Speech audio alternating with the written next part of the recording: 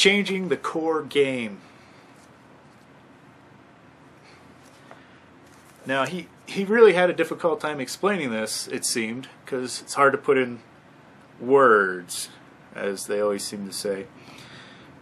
But he said, basically, we've been playing too much D&D. Now, I wouldn't call it D&D. I would say too much EverQuest. But since he works for EverQuest, he probably wouldn't say that.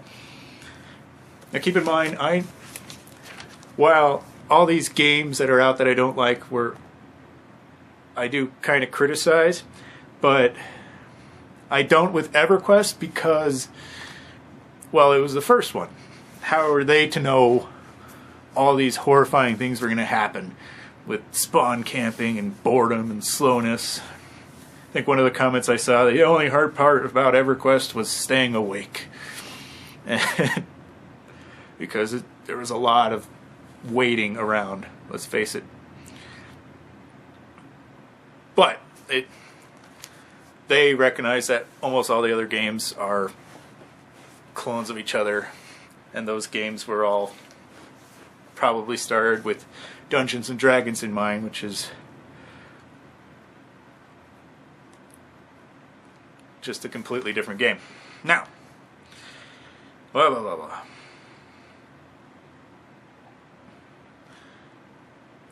This is, of course, my theme for all my videos, is changing the core game. So I'll try and make this quick. On an aside, as part of their game, they have no levels and a skill-based system that I read. I think that's the way they're going to try and go. Now, I already made a video about how people use skill systems to basically replace level systems, and they end up just with a level system that's with skills. That you're leveling up your skill instead of your character. And they really didn't change anything, they just changed the wording. And as a result, they didn't fix anything. But it was still a skill system, they could still say it, and it just tricked people. And I'm saying "and" a lot. And I'm not going to go into that because they didn't really go into a whole lot of detail on it either. The game is in development and still rapidly changing. So maybe when they come out with more on that, I might talk about it. Probably not. I'll make a new video and probably after the beta comes out.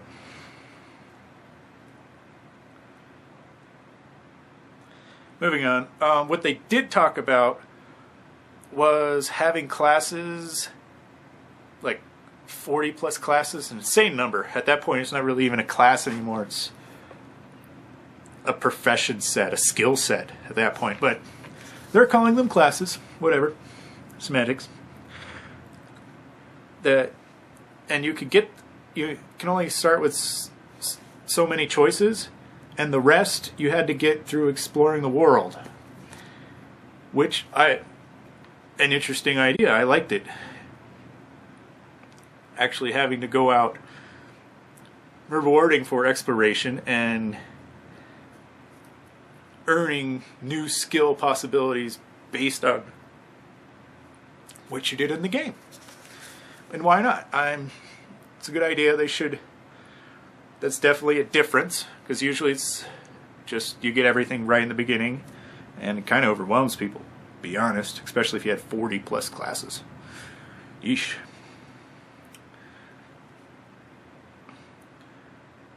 Then these classes tell you what weapons you can use. I think they're limiting it to 2 of them. And the class tells you what abilities you have.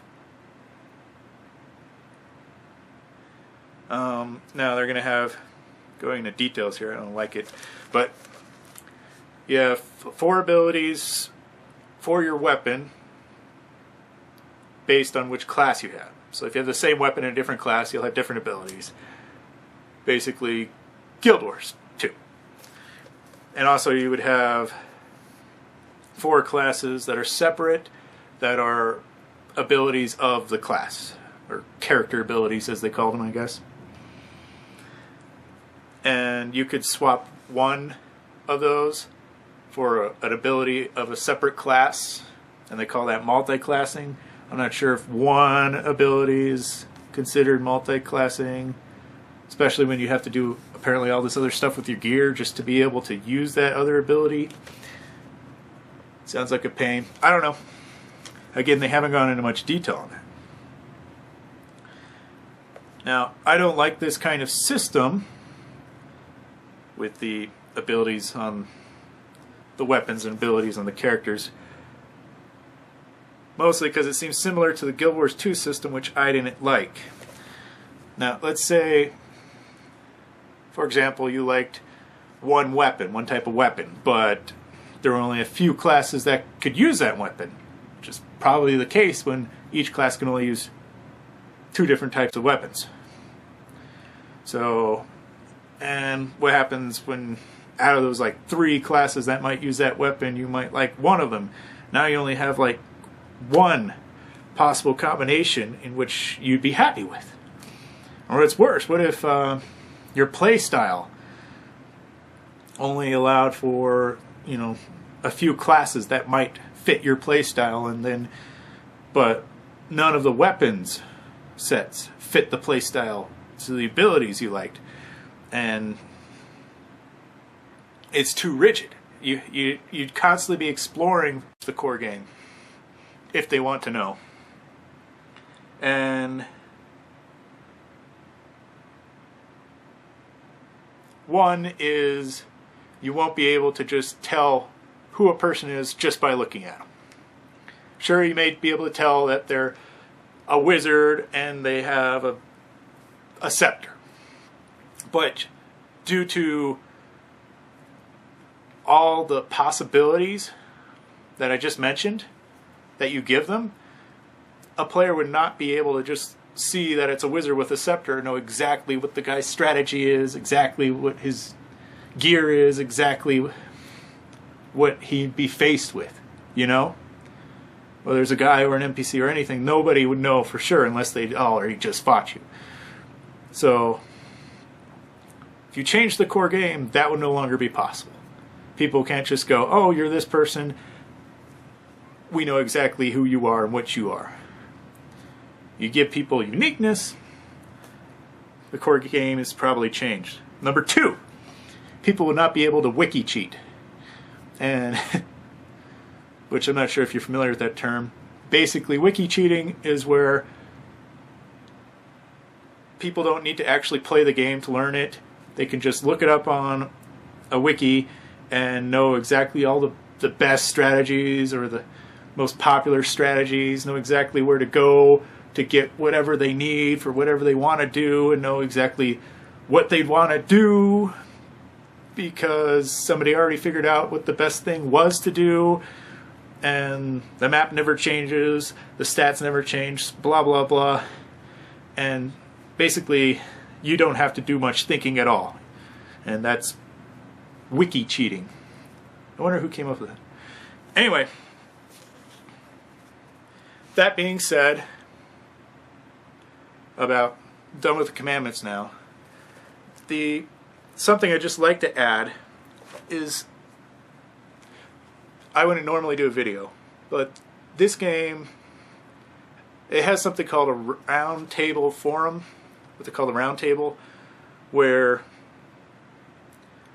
they ask questions, vague questions, and people can write into the forum and give their opinions. Now, other games have done this, but none of them have ever really done what the players have said.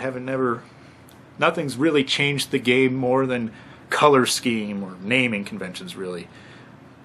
But